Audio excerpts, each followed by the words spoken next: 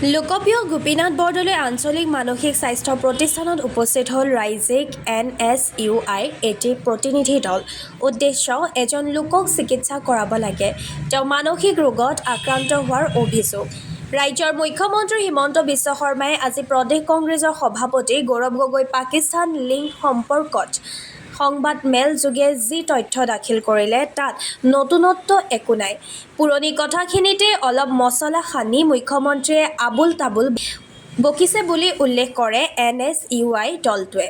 মুখ্যমন্ত্ৰীৰ ভাৰসাম্য হেৰুৱাইছে আৰু তেওঁ এই চিকিৎসালয়ত চিকিৎসাৰ প্ৰয়োজন আছে বুলি উল্লেখ কৰি ৰাজ্যিক সভাপতি কৌশিক কাশ্যপে কৈছে যে মুখ্যমন্ত্ৰীজন আহক, তেওঁ চিকিৎসাৰ সকলো ব্যৱস্থা NSUIয়ে কৰি দিব, অন্যথা নিৰ্বাচনৰ দিনলৈ তেওঁৰ ৰোগ আৰু ভয়াৱহ হ'ব বুলি কয়।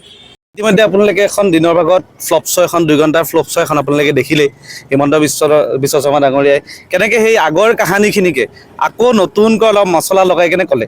তাৰপিছত আমি দেখিলোঁ, আমি সকলোৱে কথা পাতিলোঁ, আমি গম পাইছোঁ, আমি বুজিব পাৰিছোঁ যে তেওঁৰ একচুৱেলি তেওঁ চাইক'লজিকেল প্ৰব্লেম হৈছে। তেওঁক আমি আজি তেজপুৰ মেণ্টেল হস্পিটেললৈ আমি আহিছোঁ, তেওঁক আমি ৱেলকাম জনাইছোঁ, ইয়ালৈ আহক, এবাৰ চেকআপ কৰক, কাৰণ ইলেকশ্যন আহিলে আপোনাৰ কিছুমান প্ৰব্লেম আহে। তো আমি বিচাৰিছোঁ যে অহা কালিলৈ খোলা আছে, আমি ইতিমধ্যে কথা পাতিলোঁ, আজি বন্ধ আছিল, অহা কালিলৈ তেওঁ আহক আৰু এই মেণ্টেল হস্পিটেলত চেকআপ কৰাই যাওক। বাকী যাৱতীয় ব্যৱস্থা আপোনালোকে কৰিব? হয়, নিশ্চয়। আমি গোটেই NSUI টীম আছোঁ ইয়াতে, তেজপুৰৰ NSUI টীম আছে, শোণিতপুৰ আমিও থাকিম, আমি গোটেইখিনি তেওঁক ব্যৱস্থা কৰি দিম, তেওঁ আহক আৰু চেকআপ কৰক মেণ্টেল হস্পিটেলত।